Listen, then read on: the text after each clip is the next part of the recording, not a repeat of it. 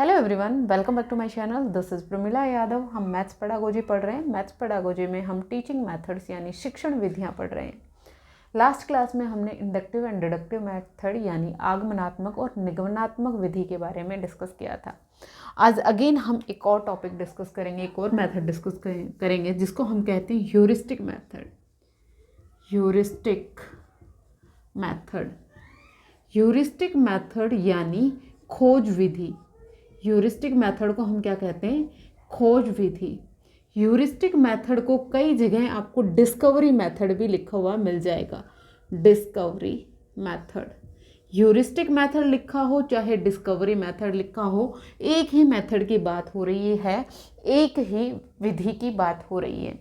जो discovery method है, heuristic method है, इसके जन्मदाता कौन थे? इसके फादर कौन थे? इसके जो फादर थे वो थे एडवर्ड आर्मस्ट्रॉन्ग ने इस मेथड को दिया था। तो आपसे क्वेश्चन पूछा जा सकता है कि ह्यूरिस्टिक विधि है ये किसने दी थी, या खोज विधि के जन्मदाता कौन थे? एडवर्ड आर्मस्ट्रॉन्ग हैं, वो ह्यूरिस्टिक मेथड के जन्मदाता थे। ये जो ह्यूरिस्टिक है, इस शब्द का मीनिंग क्या होता है? ये एक ग्रीक भाषा के शब्द ह्यूरिस्को से लिया हुआ है। कौन से शब्द से लिया हुआ है? ह्यूरिस्को शब्द से लिया हुआ है, जिसका मतलब होता है I find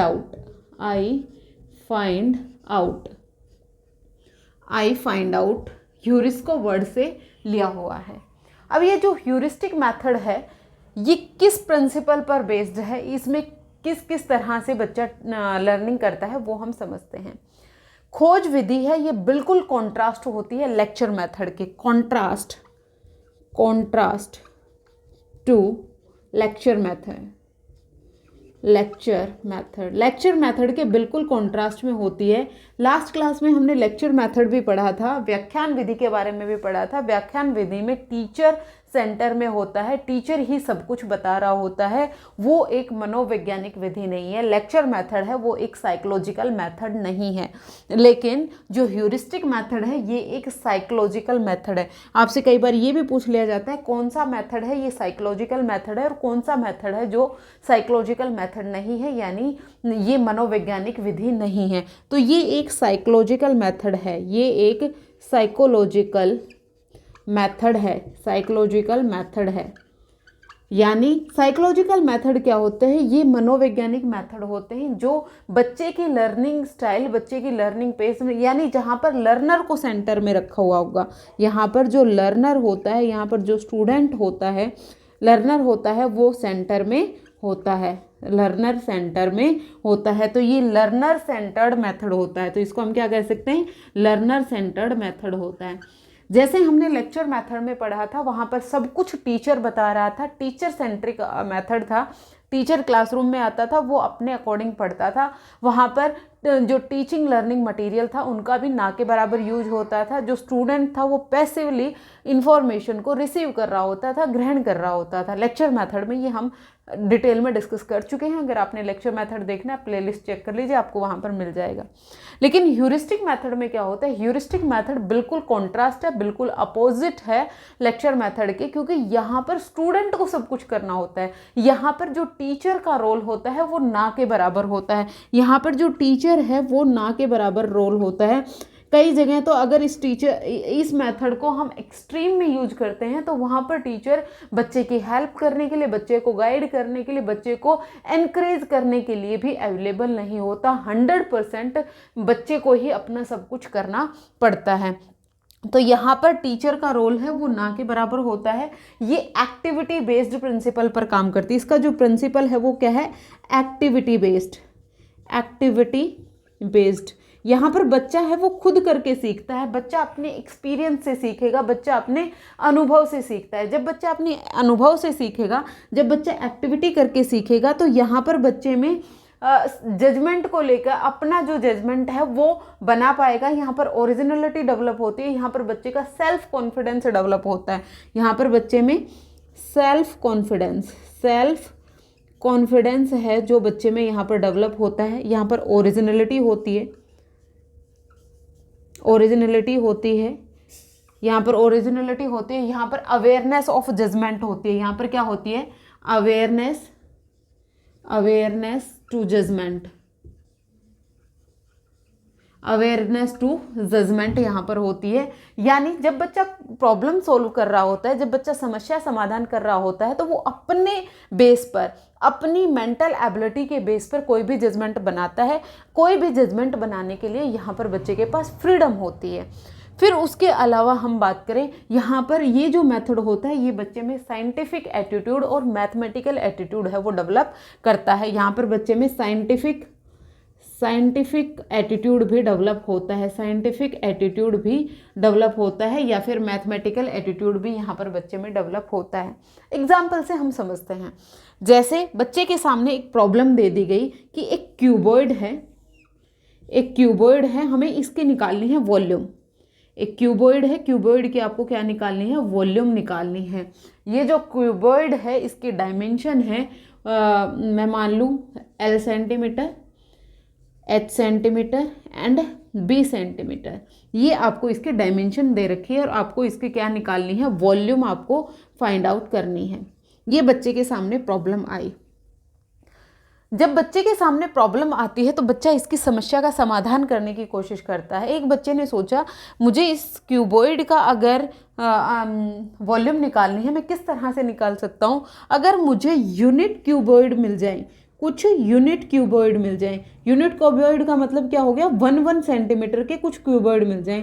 1 centimetre into 1 centimetre into 1 centimetre, यानी जिसकी हाइट 1 सेंटीमीटर हो, जिसकी ब्रेथ 1 सेंटीमीटर हो और जिसकी लेंथ 1 सेंटीमीटर हो। तो अगर मुझे यूनिट क्यूबॉइड मिल जाएगा तो मैं यूनिट क्यूबॉइड यहाँ पर इस तरह से अरेंज करके इस बड़े से क्यूबॉइड का वॉल्यूम निकाल सकता हूँ। तो यहाँ पर बच्चे ने क्या किया? यूनिट क्यूबॉइड लिए और इन यूनिट क्यूबॉइड को वो फिक्स करने की कोशिश कर रहा है। फिर यहाँ पर वो कोशिश करेगा, फिर उसने काउंट किए कि यहाँ पर मान लो 20 क्यूबॉइड लगे, छोटे छोटे यूनिट क्यूबॉइड जो लगे वो कितने लगे? 20 लगे। तो अब ये निकालेगा कि यहाँ पर जो इसका वॉल्यूम है वो कितना होगा? 20 सेंटीमीटर होगा। तो यहाँ पर बच्चे में गलती करने के चांसेस होते हैं। बच्चा प्रॉब्लम सॉल्यूशन कर रहा है, वहाँ पर प्रॉब्लम सॉल्विंग स्किल है वो बच्चे में डेवलप हो रही है। तो एक पॉइंट इसका ये हो गया कि यहाँ पर बच्चे में प्रॉब्लम सॉल्विंग जो स्किल्स हैं, जो कैपेबिलिटी है वो आ रही है। बच्चा प्रॉब्लम सॉल्विंग सीख रहा है। लेकिन यहाँ पर बच्चा तो बच्चा ही होता है, बच्चा गलतियाँ करता है। अब उसने ये ध्यान नहीं दिया कि यहाँ पर जो वॉल्यूम है वो सेंटीमीटर में नहीं आएगी, यहाँ पर सेंटीमीटर क्यूब में आएगी। तो यहाँ पर टीचर को अवेलेबल रहना पड़ेगा। इस मेथड को एक्सट्रीम में यूज नहीं करना है कि 100% वहाँ पर बच्चा ही करेगा। लेकिन बच्चा कर रहा है, बच्चा अपने अकॉर्डिंग कर रहा है, तो बच्चा जब अपने अकॉर्डिंग करेगा तो ये लर्नर सेंटर्ड हो गई। बच्चा एक्टिविटी करके सीख रहा है तो ये एक्टिविटी बेस्ड हो गई। जब बच्चे ने कोई भी सॉल्यूशन निकाल लिया, उसने ये सोच लिया कि यहाँ पर मैं यूनिट क्यूबॉइड को जोड़कर एक बड़े क्यूबॉइड का वॉल्यूम निकाल सकता हूँ, तो बच्चे में सेल्फ कॉन्फिडेंस भी आएगा। बच्चा अपने तरीके से कर रहा है तो बच्चे में ओरिजिनलिटी भी आएगी। एक साइंटिफिक मेथड से वो सोल्व कर रहा है तो यहाँ पर साइंटिफिक एटीट्यूड भी हो रहा है। अवेयरनेस टू जजमेंट, जब वो कोई भी जजमेंट कर रहा है, जब वो ये यूनिट क्यूब यहाँ पर प्लेस कर रहा था, फिर उसको काउंट कर रहा था, तो वो अपने जजमेंट पर चल रहा था। यहाँ पर बच्चे में प्रॉब्लम सॉल्विंग भी डेवलप हो रही है।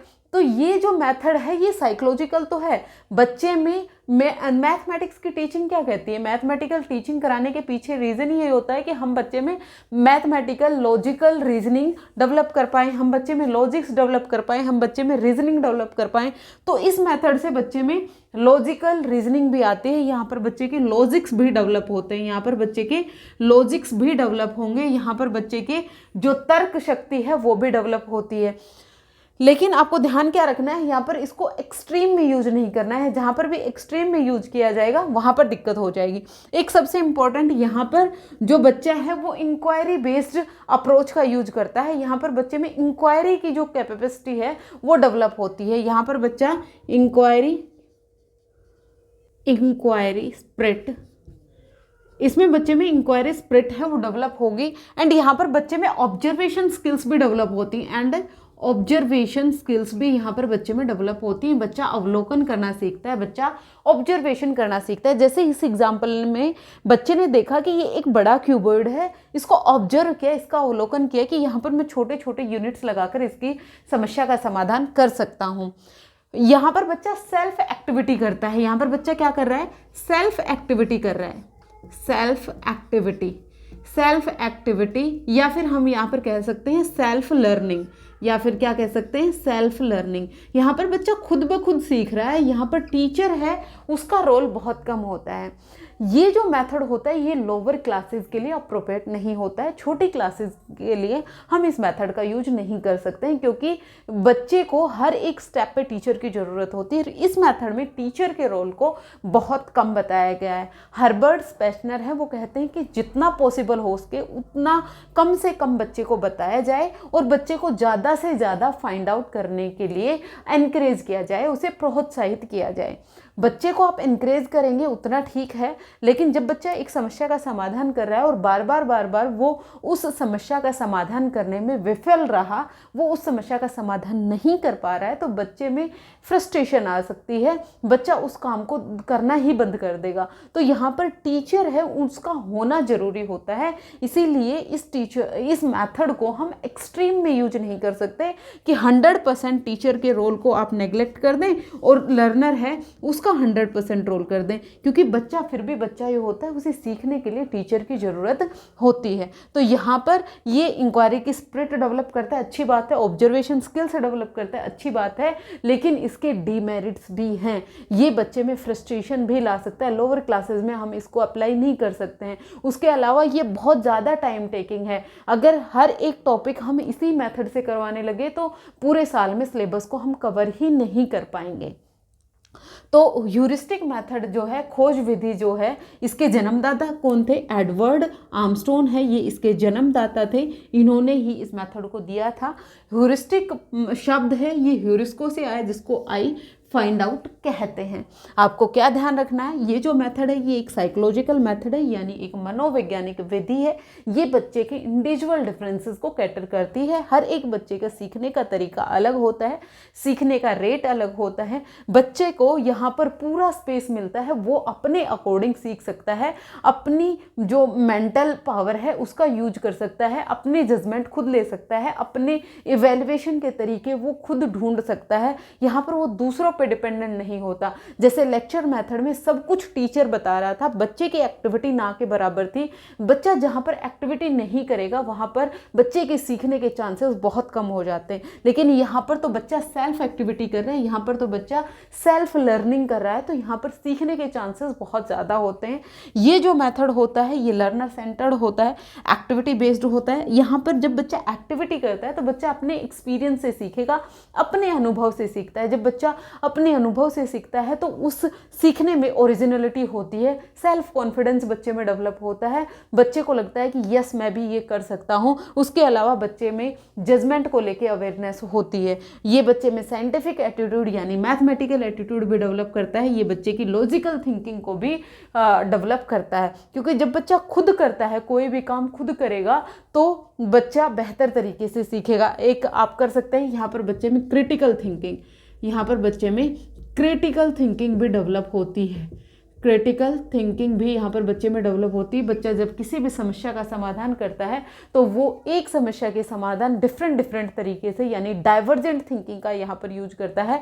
एक ही समस्या का समाधान करने के लिए वो डिफरेंट मेथड से सोचता है। ये जो मैथमेटिक्स टीचिंग के जितने भी प्रिंसिपल हैं, जो भी विधि मनोवैज्ञानिक होगी, जो भी विधि साइकोलॉजिकल मेथड होगा, जो भी साइकोलॉजिकल अप्रोच होगी, वो जितने भी मैथमेटिकल टीचिंग के प्रिंसिपल हैं सबको फॉलो करेगा। इसका मतलब यहाँ पर जब बच्चा लर्निंग करेगा, जहाँ पर बच्चा सीखेगा, तो यहाँ से वो नॉन से अननोन की तरफ जाएगा। नॉन टू अननोन, मतलब जितना बच्चे को पता है उससे वो अननोन की तरफ जाएगा। बच्चे को ये पता था ये जो छोटे यूनिट हैं, जो छोटे क्यूब हैं, इनका जो वॉल्यूम है वो 1 सेंटीमीटर क्यूब है।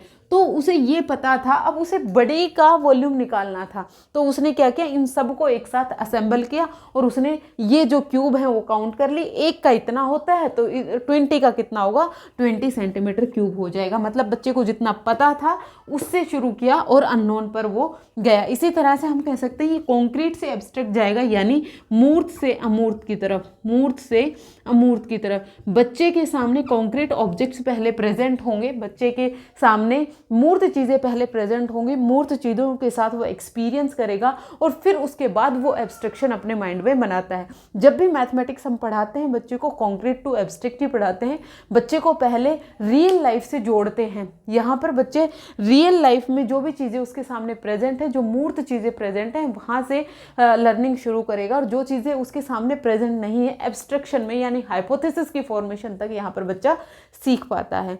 तो ये था ह्यूरिस्टिक मेथड और डिस्कवरी मेथड। होपफुली आपको ये क्लियर हो गया होगा। अगर आपको कोई भी डाउट है आप कमेंट सेक्शन में ज़रूर पूछें। वीडियोज़ पसंद आ रही है लाइक शेयर एंड सब्सक्राइब कर दीजिएगा। आज के लिए इतना ही, मिलते हैं फिर से। Thank you very much.